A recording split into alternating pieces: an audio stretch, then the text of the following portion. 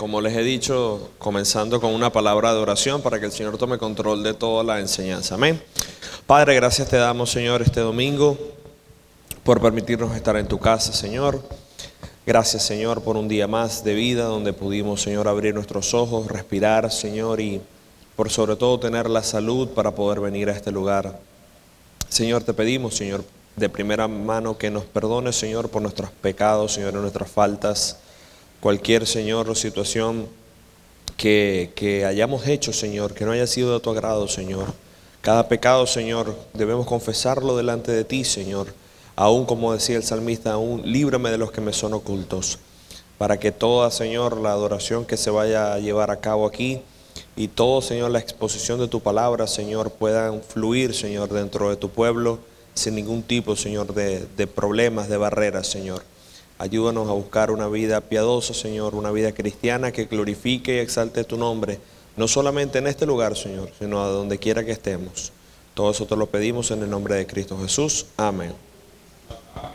Amén. Quedamos entonces en el capítulo 3 de la carta a los Colosenses y pudimos hacer un estudio de los primeros 4 versículos la semana pasada, ¿ok? Colosenses capítulo 3. Colosenses capítulo 3. Y pudimos estudiar los primeros 4 versículos. Solamente lo voy a leer para refrescar, pero vamos a empezar a estudiar a partir del versículo 5. Dice: si pues habéis resucitado con Cristo, buscad las cosas de arriba, donde está Cristo sentado a la diestra de Dios. Poned la mira en las cosas de arriba, no en las de la tierra. Porque habéis muerto, y vuestra vida está escondida con Cristo en Dios.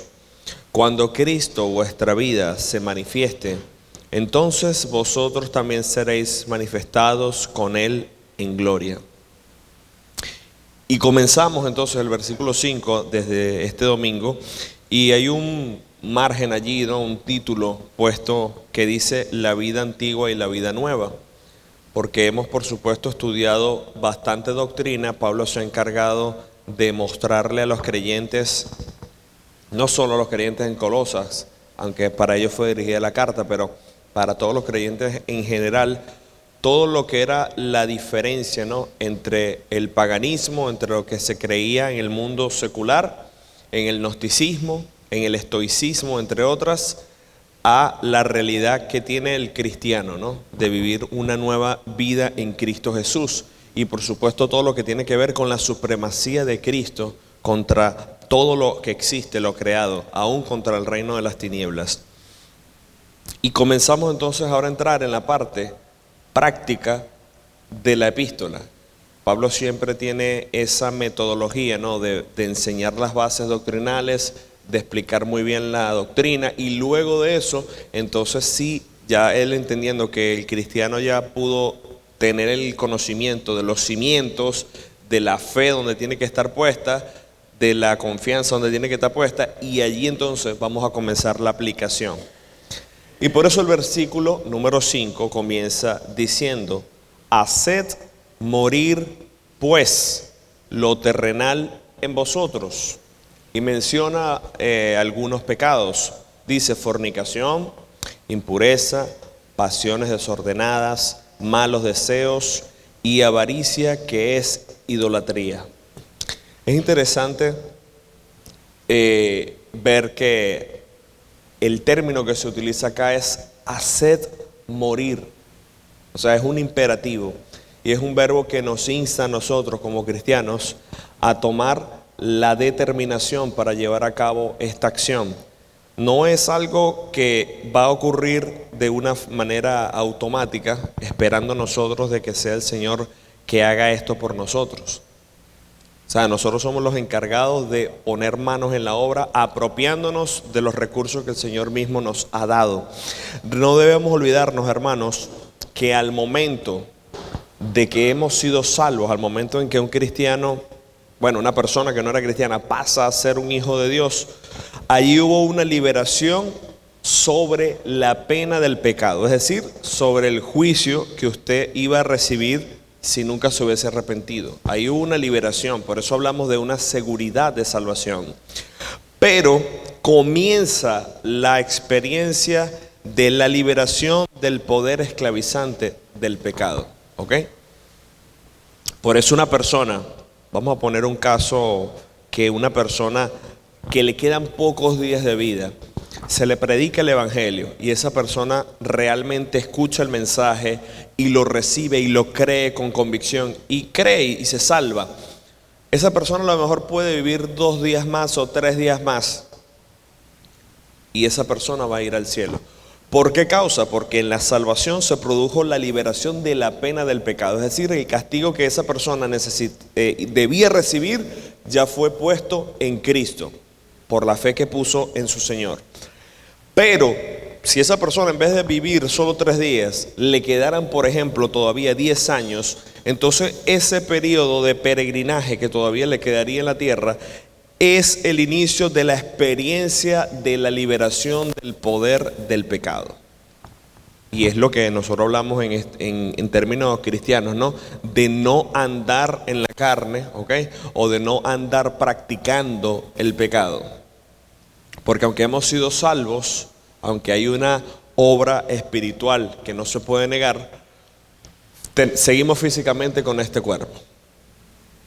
Por esa razón este cuerpo no va a heredar el cielo, ¿ok? Por esa razón es necesario que este cuerpo físico se vista de inmortalidad. Vamos a recibir un cuerpo glorificado.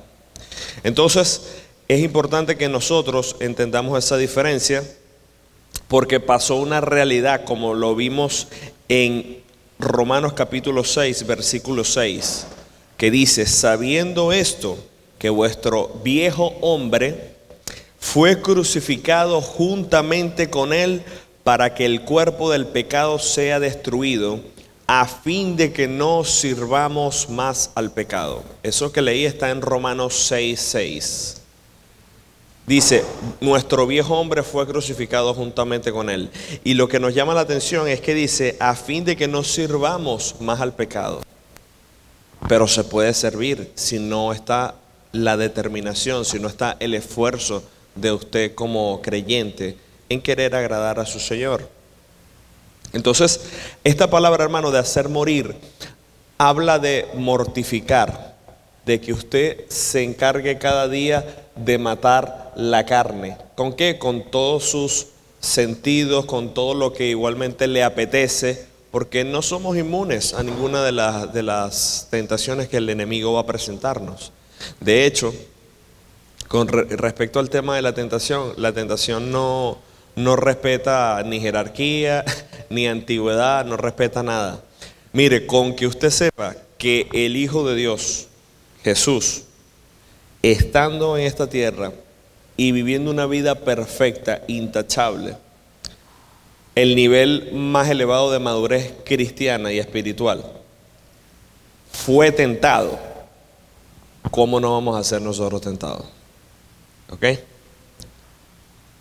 Y él tuvo victoria sobre la tentación. Eso puede ser un estudio diferente, ¿no? Una predicación. Pero hablamos de que la manera en cómo él expuso su defensa era por 2 elementos. Uno, estaba lleno del Espíritu y respondió con la palabra de Dios. En las 3 ocasiones que vemos en la Escritura como testimonio.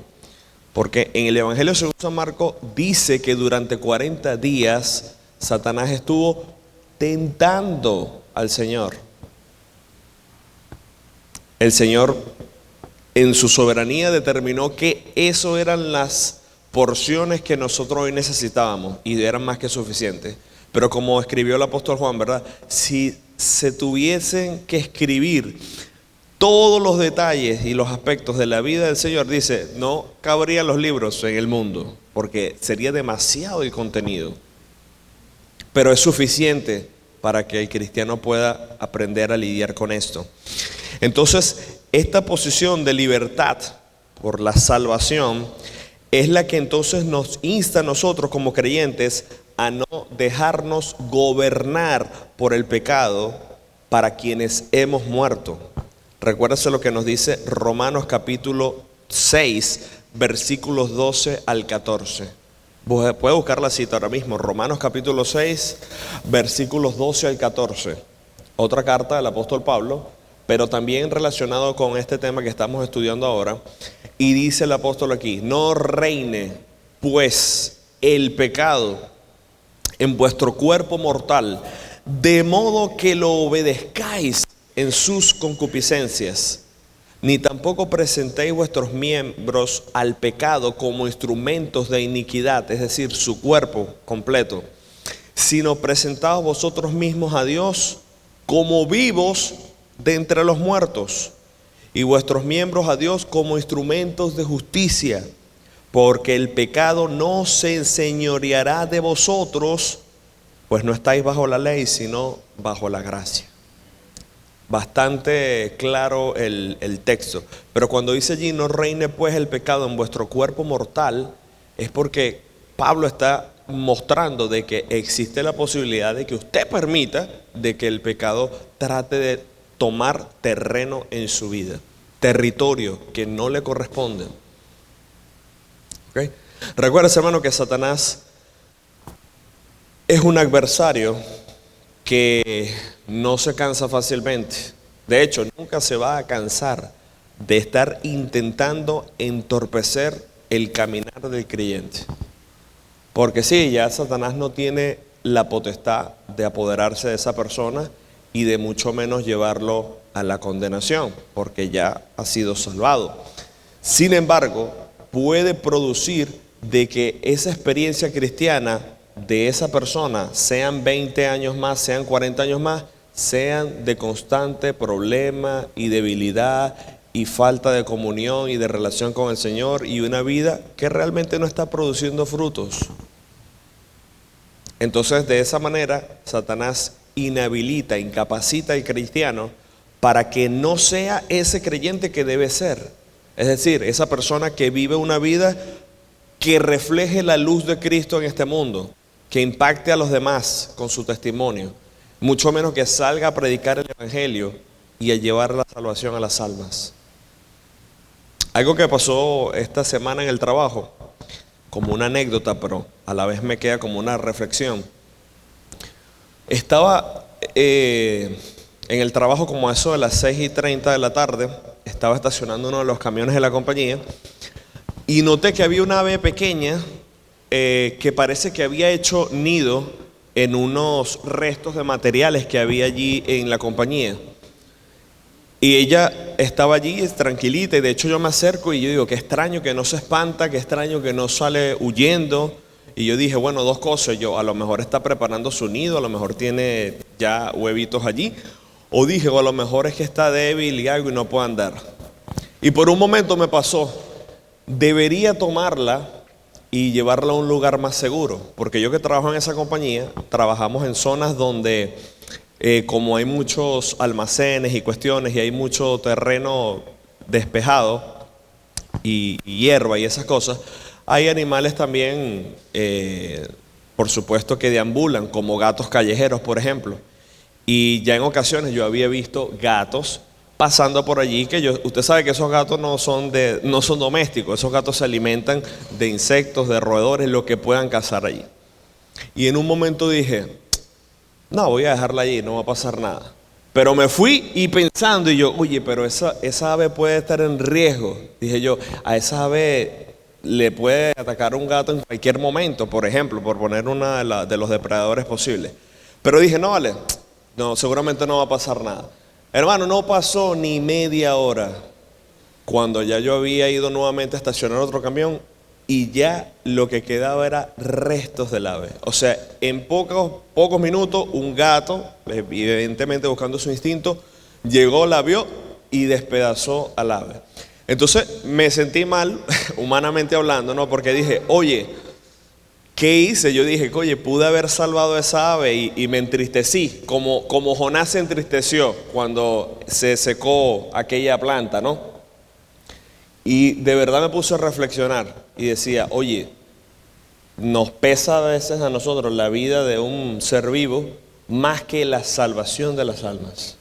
Y es la realidad, porque a veces usted ve, mire, en la calle, en el mundo hay personas que se cortan las venas por defender la vida de los seres vivos, de los animalitos, de recada. Perfecto, no digo que esté mal, pero Ojalá y ese mismo nivel y deseo estuviese en el corazón de los cristianos, entendiendo que hay una realidad más seria que la vida de un ave. Y eso me llevó a meditar y decir, Señor, de verdad que nosotros como cristianos estamos faltos en ese aspecto.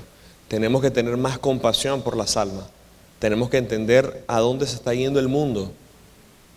Y pareciera que no nos importa. Y dice, haced morir lo terrenal en vosotros. Es decir, con los miembros se practican los pecados propios de la condición del hombre terrenal. ¿Qué nos dice Santiago capítulo 4 versículo 1? Epístola de Santiago capítulo 4 versículo 1, donde habla claramente acerca de la relación que hay entre el tema del pecado y el cuerpo físico de la persona. Dice, ¿de dónde vienen las guerras y los pleitos entre vosotros? Dice, ¿no es de vuestras pasiones las cuales combaten en vuestros miembros? Pasiones que usted tiene y se manifiestan en su vida. De una manera, por supuesto, más descontrolada, impulsiva y sin nada que le carcoma, lo hace el mundo. Pero aún así el cristiano tiene que ser consciente de que estas cosas terrenales se pueden presentar.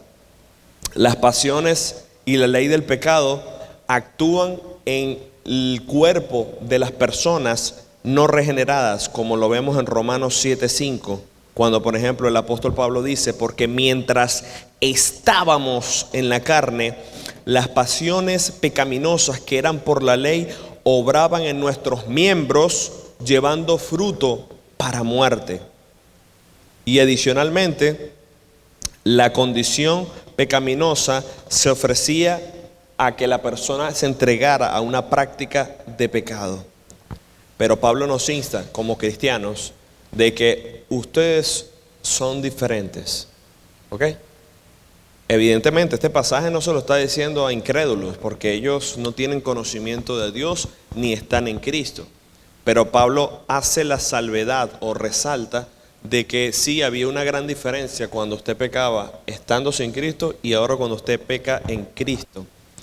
Y dice Romanos 6:13, ni tampoco presentéis vuestros miembros al pecado como instrumento de iniquidad, sino presentaos vosotros mismos a Dios como vivos de entre los muertos y vuestros miembros a Dios como instrumentos de justicia. Muchas veces escuchamos a gente orando o cantando y le dice al Señor, Señor, usa mi vida. Señor, yo quiero ser un instrumento en tus manos. ¿Sí o no? Hasta nosotros mismos lo habremos dicho en muchas ocasiones. Aquí el apóstol nos dice, preséntense a Dios como vivos de entre los muertos. Porque esta sí es una realidad. Preséntense a Dios como los verdaderos hijos de Dios que son. Porque ustedes están viviendo en un mar de muertos. ¿En qué sentido? En el sentido de que hay mucha gente aún en el mundo que vive alejado de Dios, que no tiene a Dios en su vida, que su deleite no está en Dios, sino en las cosas de este mundo. Y dice, y vuestros miembros a Dios como instrumentos de justicia. Preocúpese por vivir una vida justa, una vida piadosa, de modo que cualquiera que le vea en su manera de hablar, de andar, de conducirse, pueda decir, no, esta persona es diferente. Condúzcase como un justo, de modo que cuando se tenga que tomar una decisión, usted no abogue por el que va a salir más beneficiado, sino que usted diga lo que es justo en esa acción. Y la persona diga, mira, esta persona decidió así porque esa persona es diferente a nosotros. Él no es igual a nosotros. Créame que la gente se da cuenta, hermanos, en el mundo. La gente reconoce si usted es o no un verdadero cristiano. Y dice, haced pues morir lo terrenal en vosotros. Y por supuesto, cuando aquí dice lo terrenal, se muestra con ese tipo de comportamientos pecaminosos que se manifiestan aquí en la tierra. ¿Ok? No significa de que todo lo terrenal está podrido o que no se debe usar, sino lo que realmente es pecaminoso, como lo que vamos a empezar a estudiar. Entonces dice una serie de pecados, lo que se llama pecados sensuales. Dice fornicación, impureza, pasiones desordenadas, malos deseos y avaricia, que es idolatría. En una ocasión, un predicador estaba enseñando en la iglesia sobre este tema de los pecados, ¿no?, que están en la iglesia. Y una persona le dice, no, pastor, pero está bien que ese tipo de enseñanzas usted lo diga al incrédulo, al que está afuera y que está perdido, pero va a predicar eso aquí dentro de la iglesia. Y el predicador dice, precisamente porque el pecado dentro de la iglesia es peor. Y es peor, hermano, no tanto en el nivel de inmoralidad, sino que es peor porque usted y yo tenemos conocimiento de la verdad. Es peor porque usted y yo no estamos bajo la esclavitud. Es peor y más vergonzoso porque nosotros sí tenemos la luz, tenemos al Espíritu Santo. Por eso es peor. Entonces, como esa persona en ese auge de, hablen puras cosas positivas, puras cosas que me motiven a seguir adelante, que me inspiren. No, yo no quiero estar escuchando eso. Pero es que eso es lo que necesita el pueblo de Dios escuchar. Y por eso Pablo no cerró su comentario a esto y empezó a mencionar pecados que son pecados sensuales y evidentes en el mundo en el que estamos. Dice fornicación, evidentemente, hermanos, se refiere a todo tipo de inmoralidad sexual en general. En general, usted allí puede meter cualquier tipo de placer mundano. ¿Okay? No nada más lo vea como, es que un hombre y una mujer sin casarse se acostaron y ya. No es nada más eso. En fornicación se mete todo lindo la inmoralidad sexual. Y allí puede introducir todo. De hecho, porneia es la palabra que se utiliza para fornicación, de donde sacan la palabra pornografía. Entonces, todo eso viene incluido en esa palabra. Impureza, acerca de la impureza lasciva. ¿Ok? Porque claro, hablamos de impureza, usted puede hablar de impureza de repente de una ropa que se está poniendo, inclusive de alimentos, pero aquí hablamos de una impureza lasciva. Que esto lleva, por supuesto, a una vida ¿de qué? De lujuria y de libertinaje. ¿Qué vida es la que está llevando la juventud en estos tiempos? Y no solo en estos tiempos, casi siempre. Piensan que es una vida de libertinaje, ¿verdad? Piensan que es una vida para reunirse con sus amigos, para explorar, para conocer nuevas cosas. Es lamentable, por lo menos la gente que ha hecho Uber como yo. A veces si usted está trabajando por allí un viernes en la noche, un sábado por allí, usted recoge cantidad de gente y van a reunirse en clubes, en fiestas, en cuestiones. Y uno siempre medita, esta gente piensa que esto es vida. Y lo peor, los mismos padres de ellos son los que a veces le dicen, anda, diviértete, hazlo, yo no lo puedo hacer a tu edad. Gózate de manera sana, tú sabes, tratando de tapar las cosas. Y ellos creen que están felices, sin entender que están entrando allí, en el mero horno del problema. Porque entonces allí viene Satanás y los envuelve con toda clase de cosas vergonzosas. No solamente en la inmoralidad sexual, sino en las drogas, alcoholismo y tantas cosas que destruyen la vida de esa persona. Pasiones desordenadas, describe un estado mental que excita a la impureza sexual. Algo muy terrible, porque en los tiempos en los que estamos viviendo, todos los medios que utilizamos nosotros, redes sociales, internet, cosas que se ven en la televisión, series que usted puede ver en la televisión, casi todo está plagado con un tema sexual. O sea, es muy pocos y son casi que contados con una mano los programas que usted ahora puede ver que no tenga contenido sexual explícito. Muy difícil. Recuerdo hace como 2 años atrás, imagínense, 2 años, lo que ha pasado ya en 2 años. Pusieron en Netflix una serie del Imperio Romano y yo dije, oye, sería interesante conocer un poco acerca de las cuestiones del Imperio Romano. Hermano, desde el mismo episodio 1, no había pasado ni 10 minutos y ya eso parecía una película pornográfica. Y dije, no se puede ver nada, literalmente. Entonces, ¿qué pasa? Estamos siendo bombardeados de tal manera que si usted como cristiano no se está llenando de la palabra del Señor sin darse cuenta, va a dejar que esas cosas que está percibiendo con sus ojos, que está escuchando, etcétera, empiecen a hacer nido en usted. ¿Y qué pasa? Empieza usted en su mente a meditar en estas cosas, a reflexionar, a pensar en esto. Y eso es lo que prácticamente le pone en bandeja de plata a Satanás las cosas. Porque entonces en cuanto venga la primera tentación, usted con toda confianza abre las puertas. Pero como dijo una vez un predicador, le dijo: joven, si vas manejando tu auto y ves al diablo afuera haciéndote señas para que le abras, no le abras, cierra las puertas. Porque créeme que en cuanto entre, no pasará mucho tiempo hasta que él tome el control del volante de ese vehículo. O sea que prácticamente es conceder una milésima, después va a agarrarse todo el brazo y el cuerpo completo. Terrible. Por eso es que a veces hay gente que dice: no, es que no puedo salirme, que no puedo salirme. Es que no es tanto que no puedas salirte, sino que has cedido mucho y ahora la persona tiene que tomar decisiones bien radicales en su vida. La persona que trabaja en este tipo de cosas, que tiene este tipo de pensamientos, pasiones desordenadas, cultiva esta clase de apetitos, pensando que en ellos puede satisfacerlo, y nunca lo va a lograr. Es como la persona que está adicta a una droga.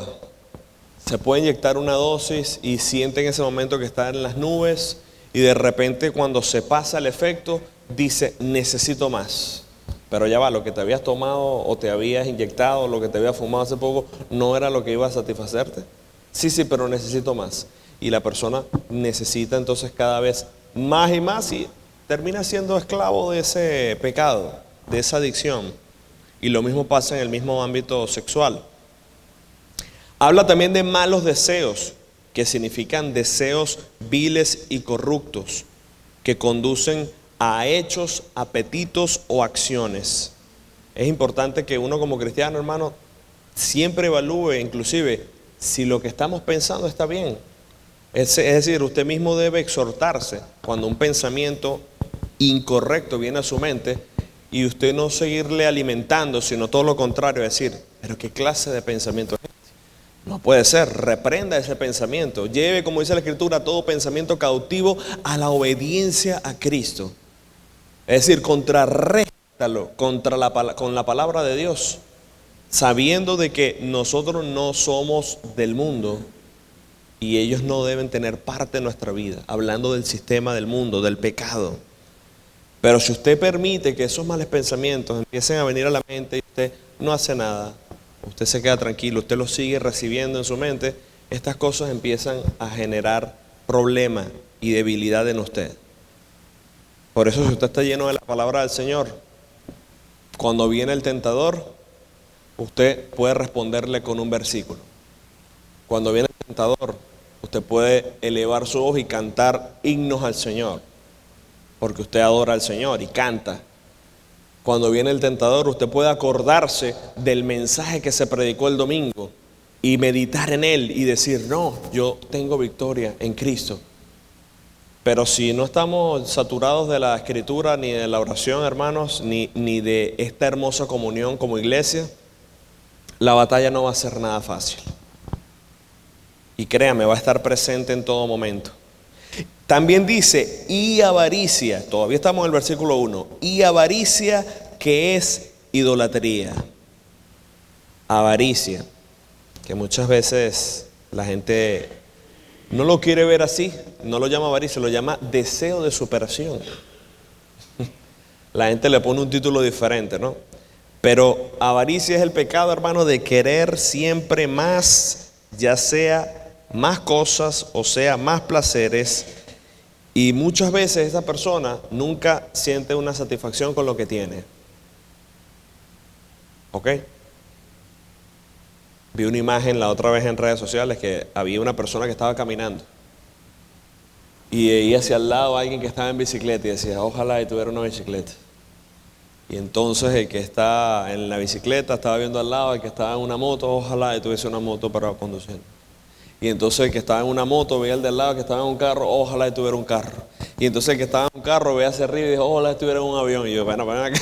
Todo el mundo, a pesar de que tiene lo que tiene, no está contento con lo que tiene. Y de hecho la Escritura nos dice que estemos contentos con lo que tenemos ahora. Porque si usted es un hijo de Dios, primeramente ya tiene al Señor en su vida, ya tiene la salvación, ya tiene paz, ya tiene gozo, ya tiene contentamiento, ahora tiene sabiduría de Dios. Y no decía el salmista de que todas estas cosas eran más valiosas que más que oro y más que oro puro. Entonces, pero esa es la mentalidad del mundo. Y lamentablemente aún así nosotros la abrazamos sin darnos cuenta. Avaricia, que es idolatría. Y alguno dirá, pero hermano, ¿por qué es idolatría? Bueno, porque se convierte en un Dios. ¿Ok? El deseo, por ejemplo, hablando en la parte de dinero, de querer hacer más y de querer producir más. Y hermano, hay gente que en verdad, hablando económicamente, está muy cómodo, pero él no siente que eso es suficiente. Lo puede ver con los mismos magnates estos multimillonarios de la actualidad. O sea, todavía los hombres que son los más poderosos, todavía sienten que no es suficiente. ¿Por qué? Porque ellos quieren seguir siendo el número uno. Y uno se pone a pensar, o sea, es que ni que vivieran 500 años van a poder usar y gastar toda la fortuna que tienen. Pero ellos siguen concluyendo, no, yo quiero ser el número uno. Y el que está de número uno quiere seguir apoderándose de más cosas para él sentirse el supremo. ¿Ok? Entonces la Escritura no se equivoca cuando habla de que el corazón del hombre es insaciable. Es insaciable. Hasta que viene Cristo, que es el que puede llenar ese vacío. Pero hay que cuidarse de eso, porque en Éxodo capítulo 20, versículo 17, uno de los mandamientos claramente dice, no codiciarás, que está relacionado con la avaricia. Dice, no codiciarás la casa de tu prójimo, no codiciarás la mujer de tu prójimo, ni su siervo, ni su criada, ni su buey, ni su asno, ni cosa alguna de tu prójimo. En el mundo, hermanos, la codicia es tan, pero tan común y no debe ser así en la iglesia. ¿Okay? Usted de repente va a casa de algún hermano, alguna hermana, le visita por X o Y y de repente la hermana tiene su casa bien bonita, bien grande, bien adornada. Y usted empieza a pensar, Señor, ¿y cuándo yo voy a tener la mía? Pero la mía tiene que ser el doble de esta. Porque si esta hermana tú, sabiendo cómo es ella, le diste esa casa, ¿cómo a mí no me vas a dar una más grande? Y empieza, hermano, a generarse conflictos y cuestiones internas que uno dice, ¿cómo puede crecer eso en el corazón de un creyente? Y si se presenta ese pensamiento, hermano, reflexione, eso no es del Señor. Todo lo contrario, usted, por ejemplo, debe estar contento de que el Señor ha bendecido a su hermano de esa forma y estar alegres por las victorias que el Señor le ha dado, por las bendiciones que él ha recibido. Probablemente ese hermano pueda utilizar su misma casa para después decir, hermano, las puertas de mi casa están abiertas para que se puedan reunir aquí cuando ustedes quieran, por poner un ejemplo. Y de hecho lo hacemos acá en nuestra congregación. Entonces, ¿por qué caer en ese problema? Pero la avaricia está presente. El versículo 6 dice, cosas por las cuales la ira de Dios viene sobre los hijos de desobediencia. Hermanos, la ira de Dios no solo viene para los incrédulos, ¿ok? También viene para los creyentes que contravienen su voluntad. De hecho, escuche, Pablo no está diciendo cosas por las cuales la ira de Dios viene sobre los incrédulos. No está diciendo eso, ¿ok? Pablo está diciendo cosas por las cuales la ira de Dios viene sobre los hijos de desobediencia. Entonces, ¿qué pasa? Usted como un creyente, como un hijo de Dios, puede ser un hijo que esté en la voluntad de Dios o puede ser un hijo rebelde, puede ser un hijo obediente o un hijo desobediente. Así como tenemos esa enseñanza en la Escritura, ¿no? Acerca del hijo pródigo. Sí, él se fue, desperdició sus ganancias, toda la herencia que le habían dado, y terminó comiendo con los cerdos. Él, volviendo en sí, dijo: volveré a la casa de mi padre. Y evidentemente, hermanos, el padre le recibió en gracia y en amor. Pero ese hijo, ¿verdad?, no hizo bien al haber desperdiciado todas estas cosas, cuando más bien pudo haber aprovechado la comunión y la relación que tenía con su padre, y que todas las riquezas cuanto su padre tenía, a él le pertenecían. Pero fíjese, a pesar de que cayó tan bajo, no dejó de ser hijo. Y a pesar de que cayó tan bajo, en un momento volvió en sí y se acordó: iré a la casa de mi padre. Mucha gente hay por ahí, hermanos, en el cristianismo, alejados de Dios, desconectados de Dios. Algunos, uno puede todavía seguir orando porque a la verdad no tiene la seguridad si esa persona en verdad era un creyente o no. Algunos en verdad no han creído nunca, por eso es que siguen alejados del Señor. Pero algunos en verdad vivieron una vida cristiana y se mantuvieron allí en la fe por un tiempo, y pasaron algunas irregularidades en su vida, algunos pecados, y esto fue desconectando a la persona de la fe, y están allí. Y todavía se sigue orando por ellos, se les sigue invitando a la iglesia, pero están allí todavía alejados. Y muchas veces no entendemos, hermanos, que las consecuencias del pecado precisamente lo que hacen es llevar a las personas más lejos del Señor. No los acerca más, los aleja más. Entonces, hay que tener cuidado, porque la ira de Dios no solamente viene para los incrédulos, sino también aún para los creyentes. Si usted persiste, hermanos, en hacer el mal, Dios puede permitir que algo sobrevenga para que usted entienda. Evidentemente, para los primeros, los incrédulos, hay una eterna consecuencia, que es alejados de Dios. Pero en el caso de los cristianos, el Señor nos muestra que aún como hijos de Dios, podemos desobedecer a Dios, y no solo podemos tener consecuencias ahora mismo en la tierra, sino también vamos a dejar de percibir esas recompensas que la persona tendrá en la eternidad, porque seremos juzgados por nuestros actos buenos y nuestros actos malos, aún siendo cristianos. ¿Qué nos dice? Ejemplo, Hebreos capítulo 13, versículo 4. Aquí está el apóstol Pedro escribiendo y dice: honroso sea en todos el matrimonio y el lecho sin mancilla, pero a los fornicarios y a los adúlteros los juzgará Dios. Ahora usted dirá: bueno, sí, pero ahí está hablando de los incrédulos nada más. Pero ya va. ¿Acaso esos pecados no se presentan también en las iglesias? Por supuesto. Entonces va a haber juicio de Dios para los incrédulos y para los creyentes.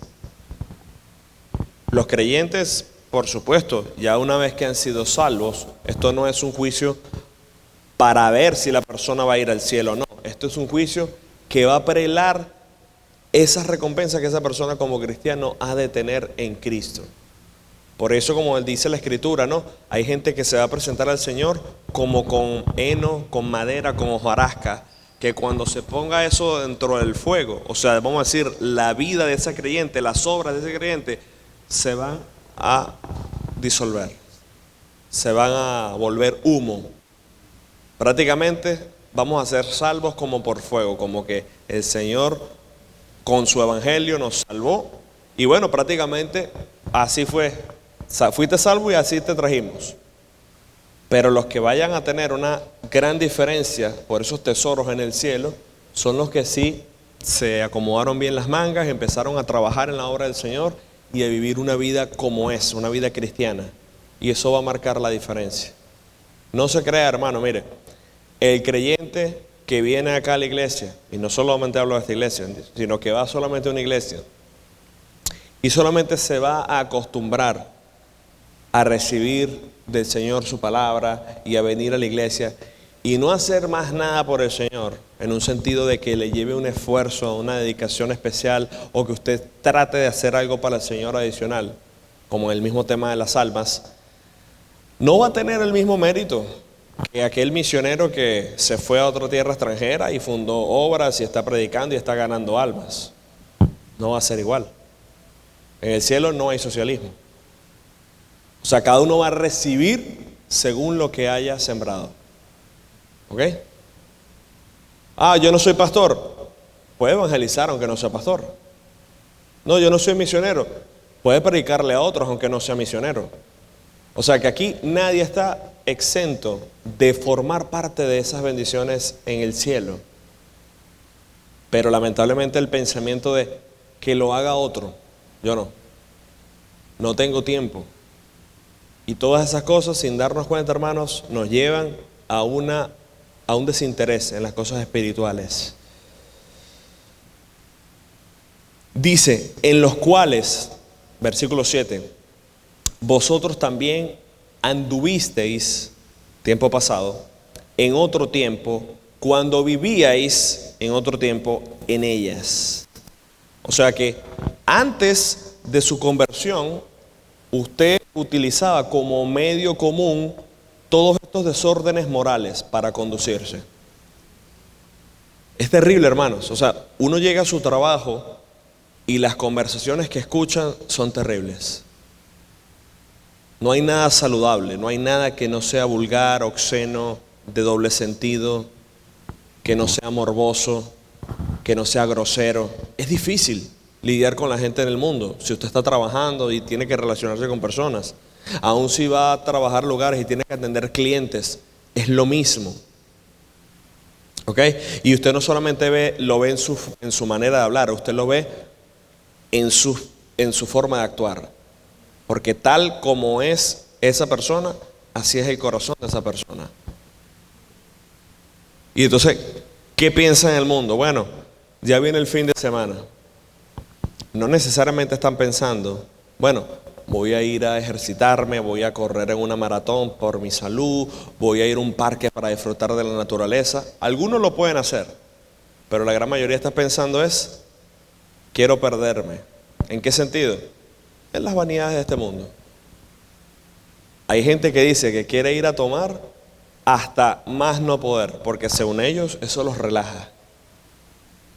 O sea, hacerse nada para ellos, volverse un borracho extremo, para ellos eso es relajarse.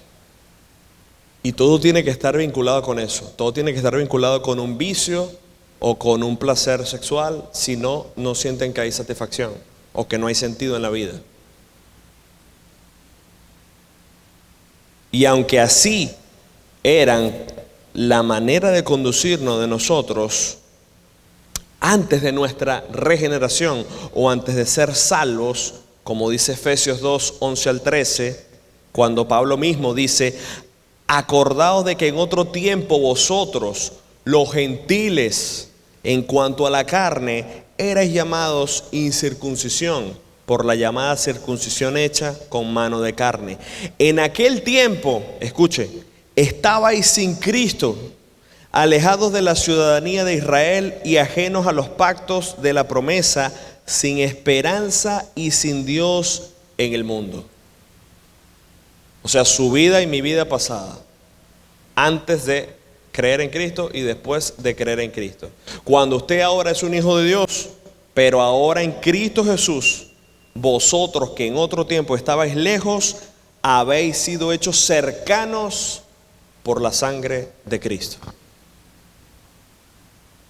El punto de esto, hermano, es que aunque sí hay un antes y un después, es decir, pecados que usted se deleitaba y vivía en forma descontrolada, esos pecados no han muerto como una posibilidad para su vida. Esa experiencia la va a lograr usted como cristiano mientras va creciendo en su madurez espiritual. Hermano, acuérdese de algo interesante. Satanás es especialista en lanzar anzuelos. Él no va a poner la misma carnada para todos. ¿Ok? Él no le va a presentar a una persona que a lo mejor su debilidad es el alcohol, le va a presentar quizás otro tipo de tentación, donde esa persona tiene más fuerza de resistencia. ¿Ok? Él le va a presentar precisamente lo seducible, lo más atractivo para él. Como dirían por allí, ese talón de Aquiles, esa debilidad. Y es allí donde está entonces el campo de batalla principal entre ustedes. Porque sí, hay aspectos en su vida en los que usted puede decir, gracias Señor, porque en esta área tú me has fortalecido, amén. Pero hay áreas que tienes que seguir trabajando y en las que no debes descuidarte. Porque allí es donde precisamente Satanás va a mandar sus especialistas para hacer estos ataques. Pablo también escribe a los Corintios, para que usted vea que no es la única vez en la Escritura donde se habla acerca de ese estado pasado y actual en Cristo. En la carta a los Corintios, capítulo 6, versículos del 9 al 11, que precisamente tiene que ver cuando Pablo estaba tratando en la iglesia con unos pecados, con un pecado de inmoralidad sexual. Primera carta a los Corintios, capítulo 6, versículos 9 al 11. Pablo dice, y menciona de hecho unos pecados similares a los que estamos estudiando. Dice, ¿no sabéis que los injustos no heredarán el reino de Dios? No erréis, dice, ni los fornicarios, ni los idólatras, ni los adúlteros, ni los afeminados, ni los que se echan con varones, ni los ladrones, ni los avaros, ni los borrachos, ni los maledicientes, ni los estafadores heredarán el reino de Dios. Y esto erais algunos, mas ya habéis sido lavados, ya habéis sido santificados, ya habéis sido justificados en el nombre del Señor Jesús por el Espíritu de nuestro Dios. Entonces, lo que está diciendo acá el apóstol es, la gente que tiene como medio de vida todo esto, evidentemente no tienen al Señor en su corazón, no son salvos, no tienen temor de Dios en su corazón. Por eso dice, no heredarán el reino de los cielos. Y dice, y ustedes eran de estos, pertenecían a este grupo, pero ya no. ¿Okay? Por esa obra interna, espiritual que se ha hecho en su vida, de tener un nuevo corazón. Un corazón que el Señor pone para que la persona pueda buscar espiritualmente hablando, las cosas que el Señor nos muestra en su palabra como necesarias para la vida. La oración, el estudio de la palabra, la comunión entre los hermanos, para instarnos unos a otros a seguir caminando en la fe, a seguir adelante. Yo creo, hermano, que si hay algún hermano de nuestra iglesia que de repente en algún momento se alejara repentinamente o se fuera como enojado, debería haber esa sensibilidad de nosotros, de hermano, disculpe, no le hemos visto. Hermano, notamos su ausencia. Hermano, ¿cómo está todo? Porque formamos parte de un cuerpo, ¿no? Somos una comunidad cristiana, somos un cuerpo en Cristo. Y no deberíamos ser en ese sentido tan indiferentes los unos de los otros. Quizás no todos tenemos el mismo tiempo para conversar o hablar o tratar o visitarnos, pero nunca está de más una llamada. El hermano Alirio aquí a veces está parado y cuando ve a alguien que por mucho tiempo no estaba, no lo hace para avergonzar a la persona. Ay, hermana, teníamos tiempo que no la veíamos. No es para que todo el mundo diga, ay, qué irresponsable esta hermana, mira cómo se perdió. No, es porque extrañamos de verdad ver a la gente. Ojalá y pudiésemos todos los domingos, hermano, esta iglesia estuviese así como está en un domingo de aniversario, que no cabe nadie aquí. Y uno dice, ¿por qué tiene que ser un domingo especial para que todas las personas vengan? ¿No deberíamos entender que todos los domingos deberíamos estar en la casa del Señor? Es verdad, hay eventualidades, pero no, el 50% de la iglesia no puede estar enferma todos los domingos, hermano. Esa es la realidad. Esa es la realidad. Entonces, vamos a ser sinceros. Sincerémonos nosotros mismos. ¿Qué tanta prioridad estamos haciendo nosotros para el Señor? ¿O qué tanta prioridad son las cosas de Dios para nuestra vida? Y ahí usted ve a la gente después diciendo, ay, no sé, estoy como débil espiritualmente, están pasándome tantas cosas. Ay, hermana, ¿y cómo está? ¿Y cómo está la iglesia? Bueno, ahí tú sabes, tengo como 4 meses que no voy. Ok. Pero ahí tú sabes, el Señor está conmigo. Y yo, sí, hermana, pero El Señor le manda precisamente a que se reúna, porque Él envía bendición y vida eterna, y dice que donde están 2 o 3 reunidos en su nombre, nos insta a la reunión, a la congregación, en las cuales también vosotros también anduvisteis en otro tiempo cuando vivíais en ellas. Vivíais, allí esa palabra se puede definir como subsistir, residir, experimentar. Por eso es que hablamos la diferencia entre pecar y practicar el pecado. ¿Ok? Cuando hablamos de una persona que hace una práctica, es una persona que se ejercita frecuentemente en eso, que hace eso constantemente. Cuando usted habla en un término médico, no, ¿cuál es su práctica? Y la persona te dice cuál es el oficio que tiene ahí en la parte de la medicina, le dice precisamente práctica, porque esa persona está ya especializada en la materia, porque eso lo hace él ya como costumbre.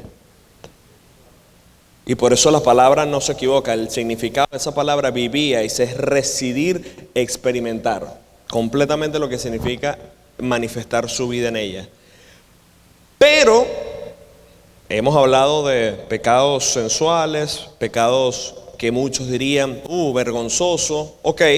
Pero Pablo, me imagino, inspirado por el Espíritu Santo, dice, pero ahora dejad también vosotros todas estas cosas. Porque entonces a lo mejor hay alguien en la iglesia sentado y dice, amén, gracias Señor, porque yo no soy el que practica el adulterio, porque yo no estoy en pasiones desordenadas, porque yo no soy avaro. A lo mejor a un cristiano está sentado ahí diciendo eso, gracias Señor.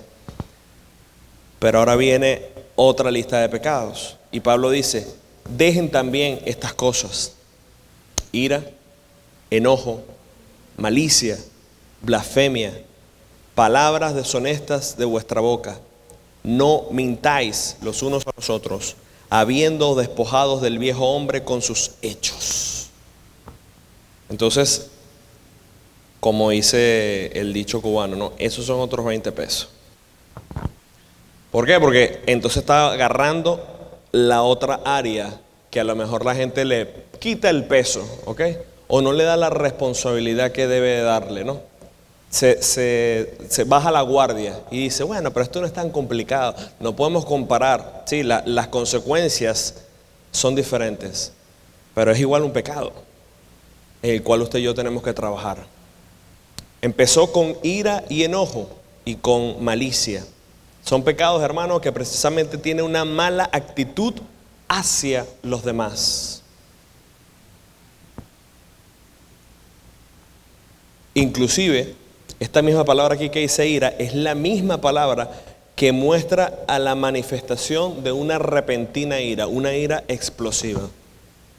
Gente que no se le puede decir nada porque realmente explota y grita. Yo conozco un caso muy, muy cercano, es donde estoy trabajando, donde hay una persona, hermanos, que literalmente esa persona es implacable. O sea, no hay un santo día que esa persona no esté amargada, gritando, peleando con todo el mundo. Toda la compañía ha tenido problemas con esa persona. Y yo digo, esta persona no se da cuenta. O sea, los demás no son el problema es él. No puede ser que toda la compañía lo tenga de adversario, de rival. Y es una persona exageradamente amargada. Y yo entiendo ya, yo digo que ya hay un problema evidentemente espiritual. Esa persona tiene un problema espiritual allí serio. Pero es lamentable, o sea, todo lo que sale por esa boca cuando abre e insulta y grita. Yo digo, Dios mío, ¿cómo lo debe aguantar la familia? No puedo creer, o sea, todavía yo no logro hallar esa solución. Pero es algo que es terrible. Yo sé que no todos son así, pero hay gente que tiene esas explosiones de ira y en el caso de esa persona en particular, tan natural, lo hace tan día a día, ya lo ha hecho parte de su vida. Qué terrible. Pero aparte de eso también dice enojo y malicia. ¿Es de ustedes los que planifica el mal para otros? ¿Que de repente maquina cosas malas para los otros? ¿O que se alegra y aplaude cuando a alguien le ha sobrevenido mal? Eso en el mundo abunda. En el mundo, cuando hay rivalidades, especialmente en el ámbito laboral, Y de repente, no sé, un compañero de trabajo se postuló a otro cargo y resulta que el amigo también quería el mismo cargo y entonces él fue el que se encargó de meter, tú sabes, cizaña y decir, no, mira, yo lo conozco muy bien, pero mira, esta persona tienes que cuidarte porque hace esto y aquello. Y resulta que cuando su amigo viene y le dice, mira, ¿sabes qué? No quede en el cargo. Cuánto lamento eso. De verdad que yo tenía un sincero deseo de que tú fueras y quedaras en ese cargo. Pero por dentro estás feliz porque no quedó, porque ese puesto tenía que ser de él. Hermano, ¿cuánto no me cansé yo de ver eso en compañías grandes? Y uno dice, ¿hasta dónde puede llegar el corazón de una persona? Y aunque eso pasa en el mundo, puede pasar también en la iglesia. Y pasa entre creyentes. Se ha predicado muchas veces aquí también acerca del perdón. El pastor lo dice cada vez que vamos a participar de la Santa Cena. Hermano, si alguno tiene algo contra alguien, hermano, pídale perdón a su hermano. Nosotros asumimos de que todo está bien. Asumimos. Pero usted y Dios saben cómo está su corazón. Y yo digo, no puedo creer que haya un problema tan grande entre hermanos y que no se pueda resolver. Que es como que si ese problema fuera mayor que el pecado que el Señor le tuvo que perdonar a usted y a mí. Y el Señor nos dice, perdonándonos unos a los otros, así como Cristo os perdonó. Pero usted dice, no, lo que pasa es que si el hermano supiera lo que me pasó o lo que me hizo fulano, no, lo que pasa es que a él no le han hecho eso. Dice lo mismo, hermano, para todos. Blasfemias. Malicia y blasfemia también está incluida allí. La blasfemia es el que calumnia también a otros y los humilla. Y frecuentemente se disfraza a veces, hermanos, con chistes maliciosos, disfrazados de interés espiritual. Mira, ven acá, yo te voy a comentar algo acerca de este hermano. No por nada malo, te lo digo para que ores. Como el pastor a veces ha dicho, ¿verdad? Pero a veces es para difamar a esa persona, ¿ok? Para rayarlo. Realmente no es porque me preocupa la condición espiritual de ese hermano. Si en verdad le preocupara, ¿sabe qué usted haría? Iría directamente a donde ese hermano. O iría en tal caso a donde el pastor. Pero regarlo o propagarlo con los demás hermanos no es prudente como cristiano, ¿ok? Y de hecho, lo correcto es que usted trate de resolver con ese hermano esa diferencia. Es lo que de hecho nos insta la Escritura. Y después, si ese hermano no le escucha, si ese hermano no le quiere perdonar o no quiere recibir su perdón, es donde usted entonces dice, bueno, voy a buscar entonces a el pastor de la iglesia, por ejemplo, a otro hermano de la iglesia maduro en la fe, para que vea, mire, yo traté de resolver esto y no. Y si aún con eso, bueno, entonces la Escritura dice, bueno, tengan a ese por gentil y publicano. Porque una persona que dice ser cristiana, que no puede perdonar o que no acepta un perdón, ni delante de esa persona, ni con la congregación, entonces, ¿qué hace en la congregación? ¿Me explico? Es llevarlo a la instancia más extrema. Para terminar, ¿qué nos dice Primera Carta de Pedro, capítulo 2, versículo 1? Primera Carta de Pedro, capítulo 2, versículo 1, dice, desechando pues toda malicia, todo engaño, hipocresía, envidias y todas las detracciones. Mire cómo los apóstoles estaban en la misma página. Usted no ve a Juan, no ve a Pedro, no ve a Pablo, no ve a Santiago contradiciéndose, todo lo contrario. Ellos escribiendo específicamente sus cartas dirigidas a ese grupo específico de personas y todos siempre mostrando, si tú eres un cristiano, tú debes vivir diferente. Si tú eres un hijo de Dios, has sido llamado a vivir una vida diferente. Y ahí está un ejemplo. Desechen todo, la malicia, engaño, hipocresía, envidias, cosas que son muy comunes en la iglesia y que a veces lo vemos como poco. Y nótese que está escrita en el mismo capítulo de la carta donde Pablo está tratando los otros tipos de pecados. Si Dios lo permite, el próximo domingo comenzaríamos en el versículo 9, cuando dice, no mintáis los unos a los otros. ¿Qué hablar de la mentira, hermano? El pastor mismo lo ha dicho aquí. Hermano, no le mienta al pastor por amor a su alma. Es mejor que sea sincero, es mejor que le digan, mire, pastor, pasó esto y aquello, no fui a la iglesia por esto, me pasó lo otro. No le tiene que decir a todos los hermanos. Si, por ejemplo, su pastor le pregunta, hermano, no le vi o no le he visto, dígame, ¿cómo está todo? No le invente jueguitos o cuentos extraños para que usted no reciba alguna consecuencia de eso. Vamos a orar. Padre, gracias te damos, Señor, por este domingo, Señor. Gracias porque todo este estudio, Señor, nos sigue confrontando, nos sigue exhortando a todos nosotros a que debemos, Señor, dejar los juegos, Señor, debemos dejar esa manera de a veces actuar, Señor, o fingir una apariencia y de ser, Señor, los cristianos en que realmente somos, porque tú nos has salvado. Señor, perdona nuestra inmadurez, perdona nuestras flaquezas, nuestras rebeliones conscientes, perdona, Señor, nuestro pecado, Señor, deliberado cuando hacemos cosas, Señor, aún sabiendo que son pecaminosas. Señor, ayúdanos a recapacitar sobre esta enseñanza, ayúdanos a todos nosotros a comprender, Señor, que nos has salvado para novedad de vida, nos has salvado, Señor, precisamente para que podamos mostrarle al mundo que aunque no vamos a vivir una vida perfecta, sí podemos vivir una vida en comunión contigo.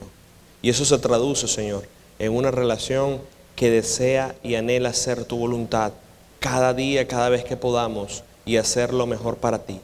Recibe toda la honra y la gloria, Señor, en este día y en el resto del servicio. Todo eso te lo pedimos en el nombre de Cristo Jesús. Amén.